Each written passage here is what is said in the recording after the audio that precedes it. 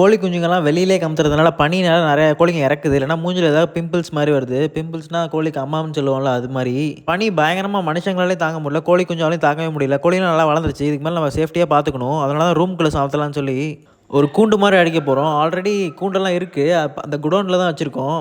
குடோன்னா அந்த வக்கபிள் போர் இருக்குல்ல, இதுதான் அது. இதில வந்து அடை வச்சிருந்தோம். ஒரு தாட்டி ரூம் சுத்தம் பண்றேன்னு சொல்லி எடுத்து வெளில போட்டோம். ஆனா கொஞ்சம் நெறைய டேமேஜ் ஆயிடுச்சு. இப்ப கோழிலாம் ஏறி, நாயெல்லாம் வந்து பிச்சு போட்டுருச்சு. இப்ப கொஞ்சம் ரெடி பண்ணணும். அதான் வலை அடிச்சுட்டு இருக்கோம். கம்பி கட் பண்ணி அந்த சைஸுக்கு கரெக்ட்டா போட்டுட்ருக்கோம்.